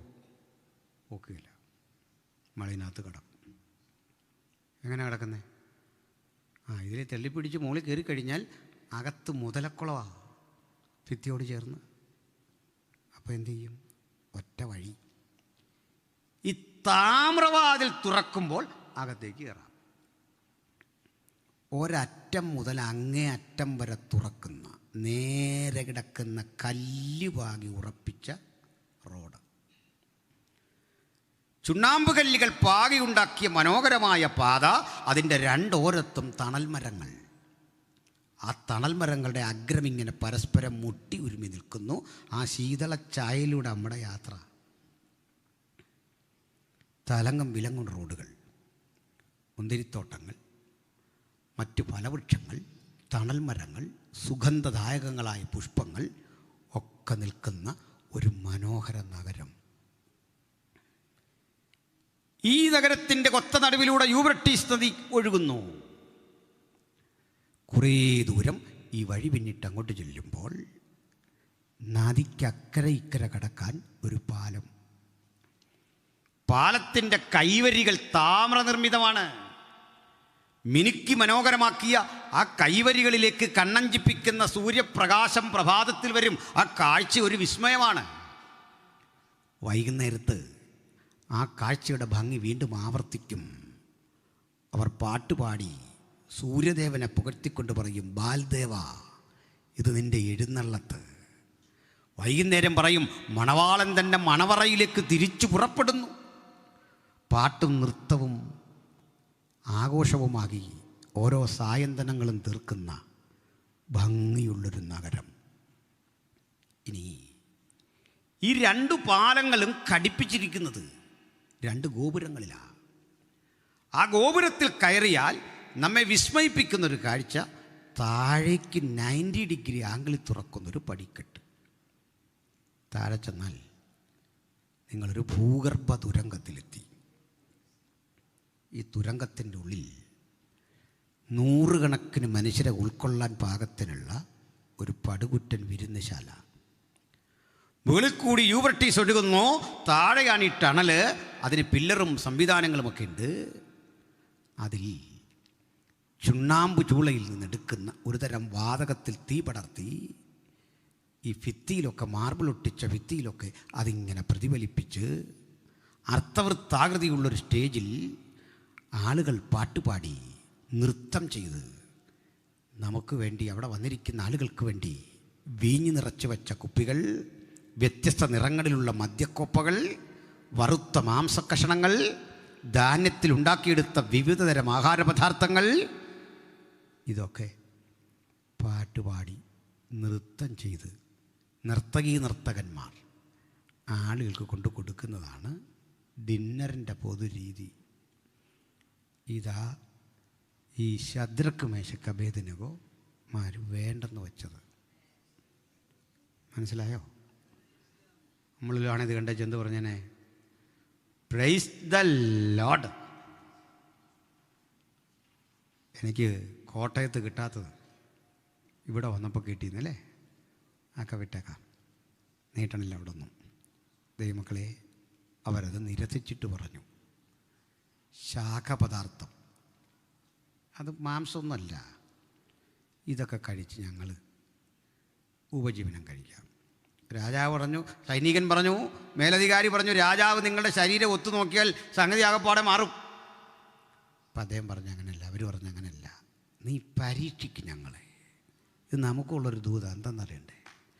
ഭക്തൻ്റെ ആരോഗ്യം കഴിച്ച ഭക്ഷണത്തിൻ്റെ ബലമല്ല, അവൻ്റെ ശക്തി പ്രതിമാസ ശമ്പളത്തിൻ്റെ ശക്തിയല്ല, അവൻ്റെ അറിവ് പഠിച്ചെടുത്ത ഓർമ്മയുടെ അറിവല്ല, പാരമ്പര്യമോ പൈതൃകമോ അല്ലാത്ത ഒരു വാഗ്ദത്തം നമ്മുടെ എല്ലാം മീതെയുണ്ട്. അതുകൊണ്ടാണ് നമ്മൾ ഇന്ന് ജയോത്സവത്തോടെ ഇവിടെ വരെ എത്തിയത്. ആ ദൈവകൃപയ്ക്കായി നമുക്ക് തമ്പുരാനെ സ്തുതിക്കാം. ഏതായാലും ഈ സ്ഥലത്ത് ഈ സംഭവമൊക്കെ മനസ്സിലായില്ലേ? എന്നാൽ ഇവിടെ വരച്ചിരുന്ന നെബൂഖദ്നേസർ ഇനി ഒരിക്കലും പിള്ളേർ തിരിച്ചു പോകാതിരിക്കാൻ ചെയ്ത, അങ്ങനെ ഇരിക്കുക, 3-ാം അധ്യായത്തിലെ വിഗ്രഹം അതിനെ വെച്ചു. കുഞ്ഞുങ്ങൾ നമസ്കരിച്ചോ? ഇല്ല, നമസ്കരിച്ചില്ല. അപ്പോഴാണ് വെട്ടാൻ പിടിച്ചു. വെട്ടാൻ പിടിച്ചപ്പോൾ ആദ്യം പിടിച്ചാരെയാ? ദാനിയേലിനെ. ഇതൊക്കെയാണ് നമ്മുടെ എല്ലാവരും അവസ്ഥ അല്ലേ? ഈ തിന്മയിൽ പങ്കെടുക്കാത്ത നമ്മെ അപവാദങ്ങൾ കൊണ്ട് മൂടി ആദ്യം തകർക്കാൻ അറസ്റ്റ് ചെയ്തു. എൻ്റെ ഒരു അത്ഭുതം, ഒരു രാജാവിട്ട ഉത്തരവ് കണ്ടിട്ട് ദാനിയേൽ പറയുക അതങ്ങ് മരവിപ്പിക്കാൻ. ഞാനാ പറയുന്നത് മരവിപ്പിക്കുക. അപ്പോൾ ഏത് വിധിയും മാറ്റിമറിക്കാൻ പ്രാർത്ഥന മനുഷ്യൻ്റെ അധരങ്ങളിലൊരു ഉത്തരവ് ദൈവം കൊടുത്തിട്ടുണ്ട്. നമുക്കിന്ന് ഇത് ചിന്തിച്ചു പോകണം. നിനക്കെതിരെ വരുന്ന ഒരായുധവും ഫലിക്കയില്ല. അത്തരം ഉത്തരവുകളെ മരവിപ്പിച്ച് നിർത്തിയിട്ട് പറയുക, എന്നെക്കൊണ്ട് രാജാവിൻ്റെ മുമ്പിൽ നിർത്തണം. ഞാനാ ഗ്യാരണ്ടി. എഴുതിയ ഉത്തരവിൻ്റെ പകർപ്പും കൊണ്ട് വന്നവൻ്റെ വാളിൽ കൈവച്ച് തടഞ്ഞിട്ട് പറയാൻ നോ, നിർത്തിയേക്ക്. ഇതാ നമുക്ക് ഉയരത്തിനുള്ള അധികാരം. പ്രാർത്ഥിക്കുന്ന ദൈവത്തിൻ്റെ പൈതലെ, മഴയെ തടയാൻ ആവശ്യപ്പെടുമ്പോൾ അത് പെയ്യാൻ ഒക്കെ കഴിയത്തക്ക വിധം പ്രാർത്ഥിക്കുന്ന ഏലിയാവിൽ കൊടുത്ത അതേ അനുഗ്രഹം നമ്മുടെ എല്ലാം ജീവിതത്തിൽ ദൈവം തന്നിട്ടുണ്ട്. ഉത്തരവിനെ റദ്ദാക്കിയിട്ട് പറയുക, എന്നെ അവിടെ കൊണ്ടുചെല്ലാൻ. സ്തോത്രം. സ്വപ്നം കണ്ടത് വിവരിക്കാൻ പറ്റാതെ വന്നപ്പോൾ വിവരിക്കാൻ ബുദ്ധിമുട്ടുന്ന 2-ാം അധ്യായത്തിൽ അനുഭവം പറഞ്ഞേ. ഹല്ലേലൂയ. ഉത്തരമില്ല. ഒടുവിൽ രാജാവ് കണ്ട സ്വപ്നം ദാനിയേൽ വിശദീകരിച്ചു. എന്നിട്ട് ഈ കൂടെ ഒന്നുകൂടി പറഞ്ഞു, ഇവരെ ആരെയും കൊല്ലണ്ട കേട്ടോ. ഒക്കെ പോട്ടെ. അങ്ങനെ കൊല്ലാതെ വിട്ടവൻ എന്ത് ചെയ്തെന്നറിയണ്ടേ? അടുത്ത അധ്യായത്തിൽ കൂടി നമ്മളെ കൊണ്ട് വിഗ്രഹാരാധനയ്ക്ക് പ്രേരിപ്പിച്ചെന്നു. കേട്ടോ, നമ്മൾ പ്രാർത്ഥിച്ച് രക്ഷപ്പെട്ടവനാ അവൻ എന്ത് ചെയ്യുക? നമ്മളെ കൊല്ലാൻ പകർപ്പ് മേടിച്ചത്. നന്ദി കെട്ടൊരു ലോകത്ത് നമ്മൾ ജീവിക്കുന്നല്ലേ? നന്ദി കെട്ടൊരു ലോകത്ത്. എങ്കിലും പ്രാർത്ഥിക്കുന്നവന് ഒരു കാര്യം ഉറപ്പാണ്, ലോകം മുഴുവൻ എതിരാകുമ്പോഴും നമുക്ക് വേണ്ടി തുറക്കുന്ന ദൈവത്തിൻ്റെ കരം, നമുക്ക് വേണ്ടി പ്രവർത്തിക്കുന്ന ദൈവത്തിൻ്റെ സാന്നിധ്യം, അതിനെ വെട്ടിമാറ്റി ഒന്നിനും നമ്മെ ഒന്നും ചെയ്യാൻ സാധിക്കില്ല.